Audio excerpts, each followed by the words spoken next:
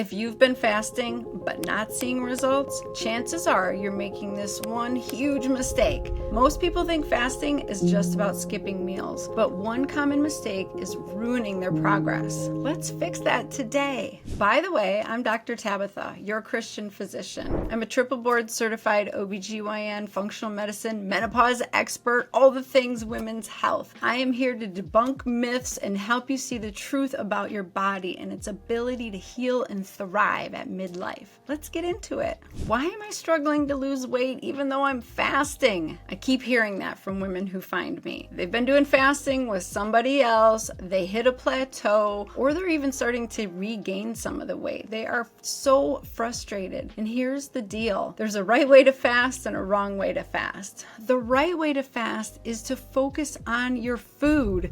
Focus on what you're eating when you're eating. That is key to actually helping your body shift and feel safe enough to release that extra weight that it's carrying around. So often, our body holds on to extra weight because it's a protective mechanism. There's a couple things going on. Fat cells are actually a great place for us to store toxins. And in this day and age, we are bombarded with toxins 24/7. Our great-grandmothers did not have thousands of chemicals and plastics in the environment and fragrances and all of these things that their body had to combat. So that is a big reason why we're struggling over 40 as women. We're getting so many exposures. And so our body, once these toxins get in, they store in our fat cells to protect our brain and our kidneys and our liver and our vital organs. But we don't like it. We don't want those fat cells metabolically active and getting bigger, but that's what happens. We're storing those toxins in there. And so I encourage you, try to clean up your environment. Start taking a look at how you might be exposed to toxins. Are you using nonstick pans?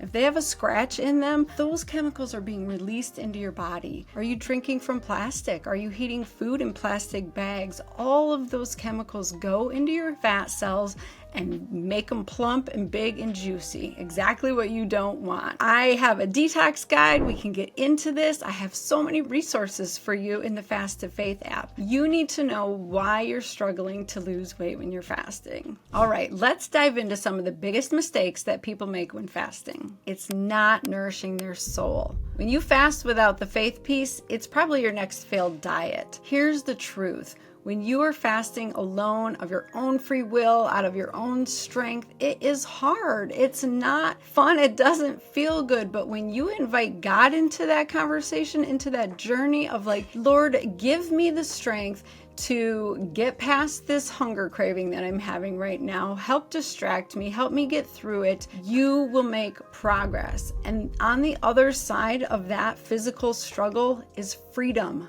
Freedom from food, emotional freedom, and strength from the Holy Spirit. So I would encourage you, fasting of your own fruition is going to set you up for disaster and failure. Please invite God into this journey. Are you feeling like fasting is such an uphill battle, or any food plan that you're trying to lose weight on and feel good on? Like, what is missing? There's something missing that you just don't have the freedom to feel good and have joy around your life. And what it is, you're attached to food. You're using food to fill something emotionally. This is how we're trained as little girls. We're trained to stuff our feelings, eat when we're stressed, eat when we're bored, eat when we're out with friends and having an amazing time. Like, let's have another cocktail and another. Food is this go-to quick feeling relief that we get. And God is calling us higher. God is saying there's more to your soul than feeding these emotional needs with food. And this might be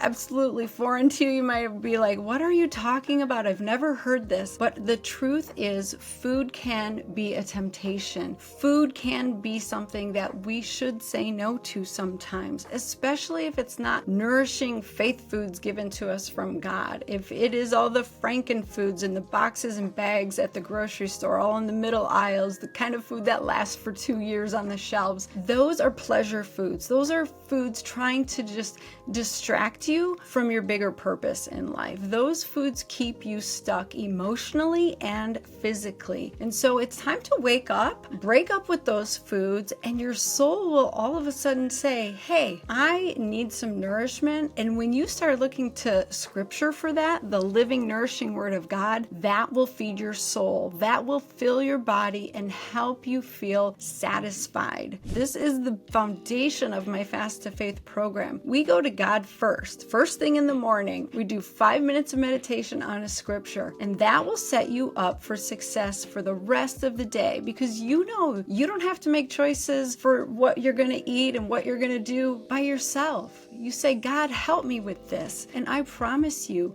He will answer your prayers. He will be there. He will guide you. He will redirect you. He will give you opportunities to shift and become the better version that you know that you're longing to be. But here's the surprising part. In addition to the spiritual side of fasting, fasting the wrong way can actually make you gain weight. Let's talk about why. Fasting incorrectly can lead to extreme cortisol production and hormone imbalances. That is what I continue to see as women find me and find my Fast to Faith program. They say, I'm afraid to fast, or I can't do it. It's not working for me. Here's the deal. There's a wrong way to fast and a right way to fast. If you could just tweak a few things, you won't spike your cortisol. You won't drive inflammation and weight gain. You will actually let your body know that it's safe to do its innate processes and release that excess weight.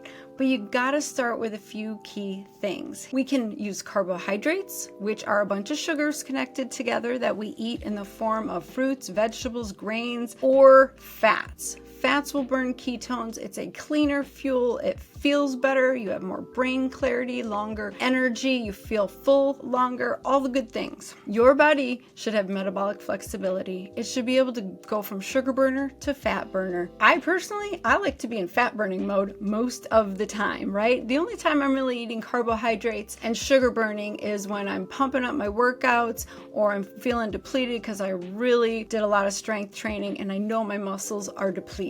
So I love to be in fat burning mode. And the best way to do that is to eat more fat. I know it goes against everything we were told in the 90s, but fat doesn't make you fat. Sugar makes you fat. So embrace the fat. Start eating the fat along with clean, healthy, lean proteins that God gave us. That is how your body will really thrive. So back to the cortisol really quickly. You want to have a good cortisol pattern, and we can actually test that. We test that in my virtual medical practice. You need cortisol to live. Cortisol gets you out of bed in the morning and it helps you function through the day. But too much all day long, all this excess cortisol, that will drive the weight gain. That will drive the inflammation. That will drive the fatigue. And all of that will mess with your sex hormones. It will mess with your thyroid. It will mess with your gut. So the quickest way to lose weight is to get control of your stress. Now that you know how to avoid this mistake, let's take it a step further. In the next video, I'll break down how fasting like Jesus can have profound effects on your body. Click here to watch it now.